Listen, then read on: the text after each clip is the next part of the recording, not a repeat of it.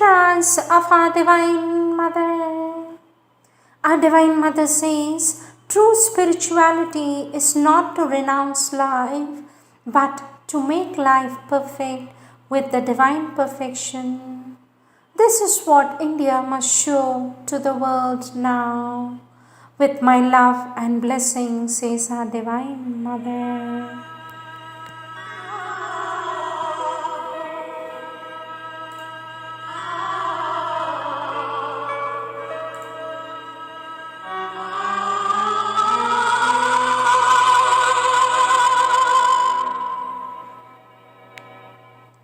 Words of our Divine Mother, taken from the collective works of our Divine Mother, question and answers, year 1930-31, topic, the ordinary life and the true soul, page 123.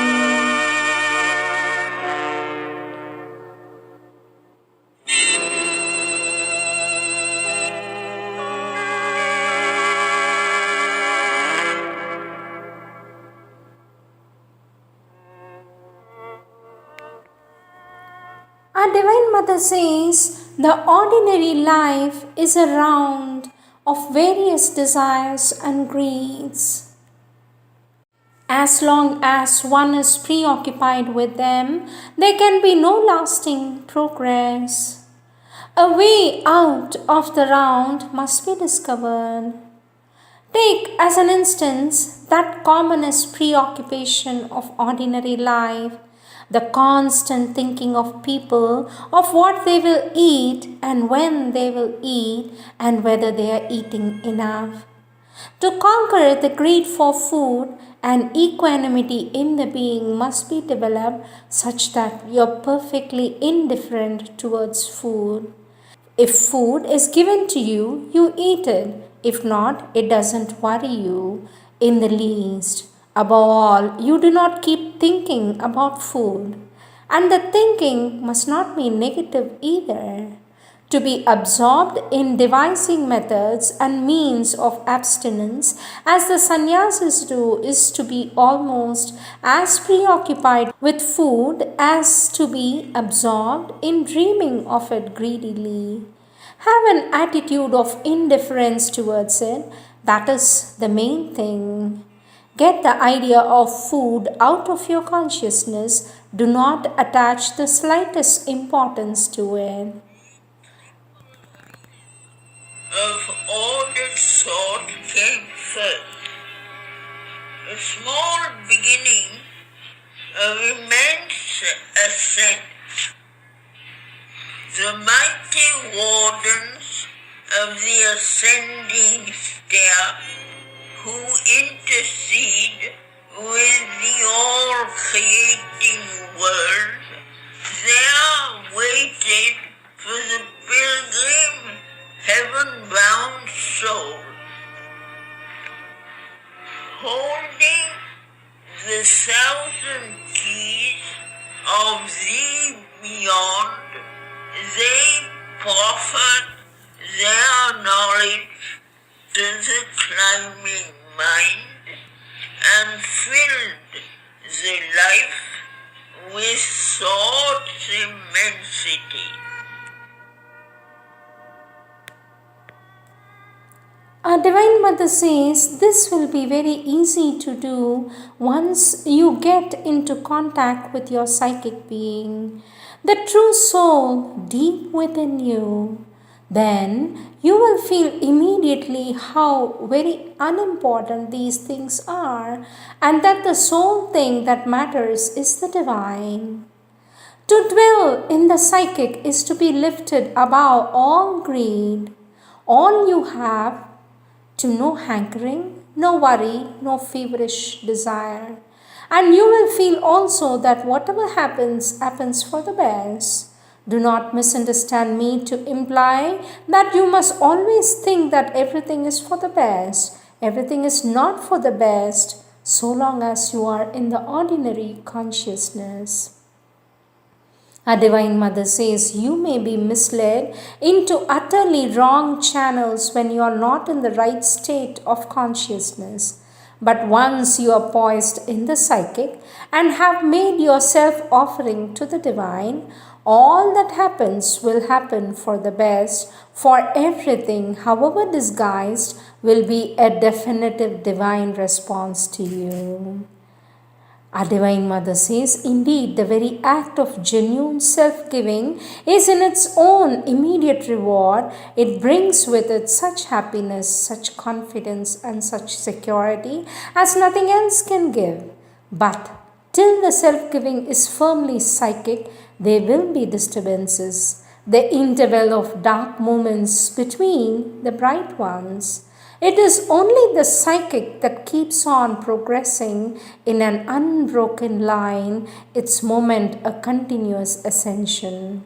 All other moments are broken and discontinuous, and it is not till the psychic is as felt as yourself that you can be an individual even. For it is the true self in you, but the true self is known. You are a public place, not a being. Our Divine Mother says there are so many clashing forces working in you. Hence, if you wish to make real progress, know your own being, which is in constant union with the divine. Know your own being, which is in constant union with the divine. Then alone will the transformation be possible. All the other parts of your nature are ignorant.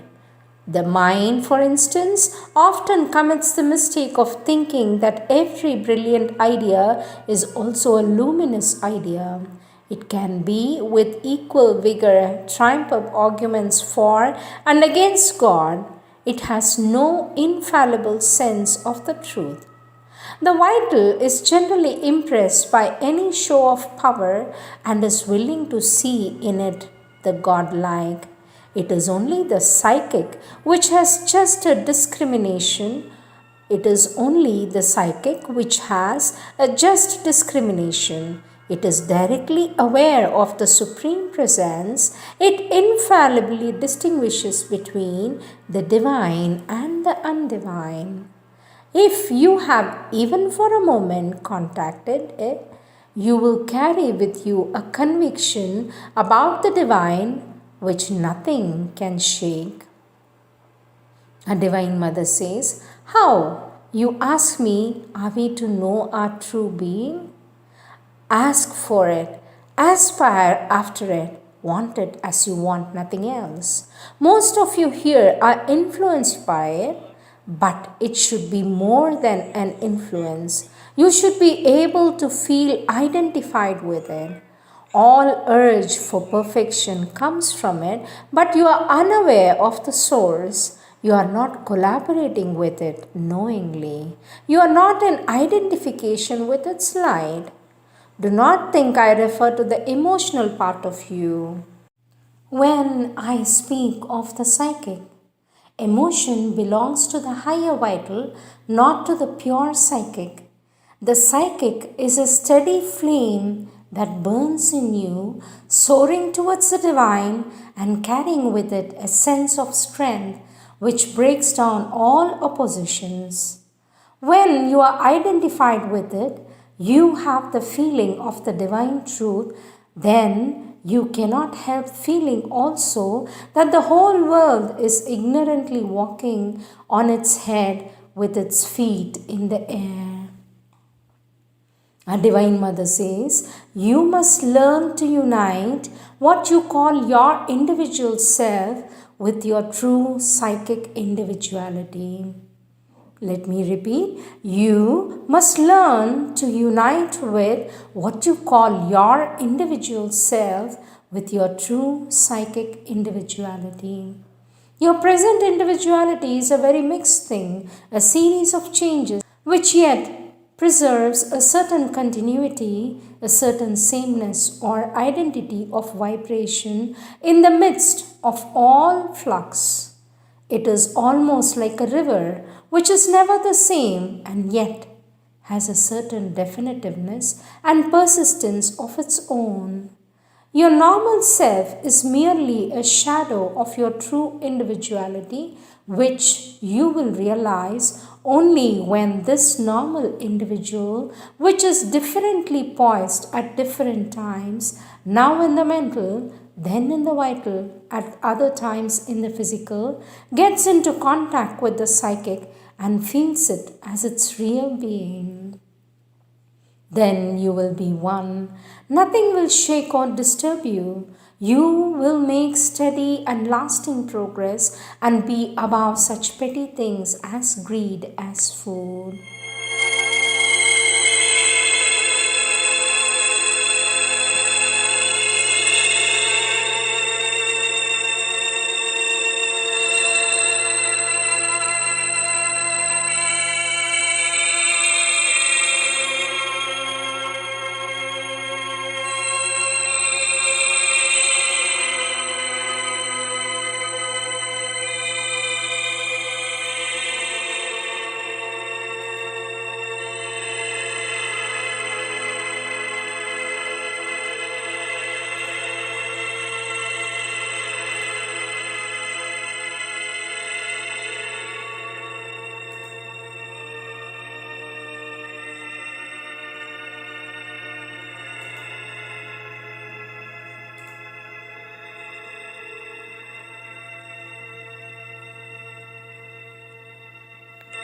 In a sublimer and more daring soar to the wide summit of the triple stairs. Bare steps climbed up like glowing rocks of gold, burning their way to pure absolute sky.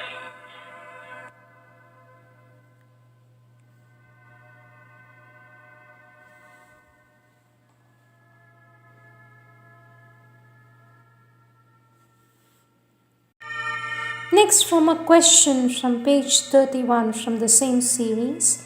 Question, sweet mother, has creation a definite aim? Is there something like a final end to which it is moving? For this, our Divine Mother says, no. The universe is a moment that is eternally unrolling itself. There is nothing which you can fix upon as the end and one aim. But for the sake of action, we have to section the moment, which is itself unending, and to say that this or that is the goal. For inaction, we need something upon which we can fix our aim. In a picture, you need a definitive scheme of composition and color. You will have to set a limit to put the whole thing within a fixed framework. But the limit is illusory, the frame is a mere convention. There is a constant continuation of the picture that stretches beyond any particular frame, and each continuation can be drawn in the same conditions in the unending series of frames. Our Divine Mother says, our aim is this or that. We say, but we know that it is only the beginning of another aim beyond it, and that in it turns and leads yet to another. The series develops always and never stops.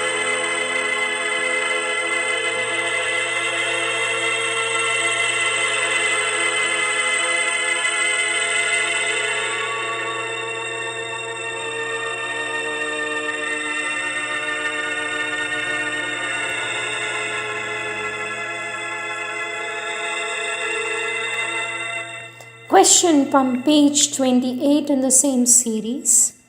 Question, sweet mother, is the time also of an occurrence arranged in the divine plan of things? For this, our Divine Mother says, all depends upon the plane from which one sees and speaks. There is a plane of divine consciousness in which all is known absolutely and the whole plan of things foreseen and predetermined. That way of seeing lives in the highest reaches of the supramental is the Supreme's own vision. But we do not possess that consciousness. It is useless to speak in terms that hold good only in that region and are not our present effective way of seeing things. For at a lower level of consciousness, nothing is realized or fixed beforehand. All is in the process of making. Here there are no settled facts. There is only the play of possibilities. Out of the clash of the possibilities is realized the thing that has to happen. On this plane, we can choose and select. We can refuse one possibility and accept another. We can follow one path, turn away from another. And that we can do even though what is actually happening may have been foreseen and predetermined in a higher plane. Our Divine Mother says the Supreme Consciousness knows everything beforehand because everything is realized there in her eternity.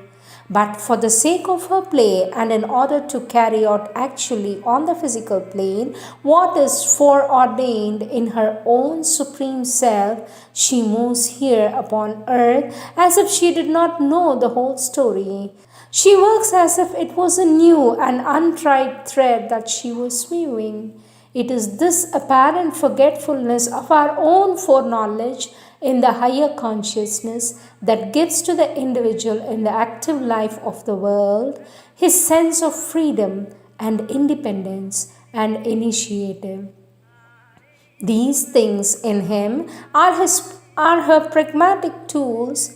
These things in him are her pragmatic tools or devices. It is through this machinery that the moments and issues planned and foreseen elsewhere are realized here. Our Divine Mother says it may help you to understand if you take the example of an actor.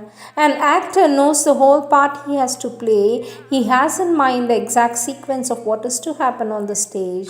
But when he is on the stage, he has to appear as if he did not know anything. He has to feel and act as if he were experiencing all these things for the first time, as if it was an entirely new world with all its charms, events, and surprises that was unrolling before his eyes, says our Divine Mother.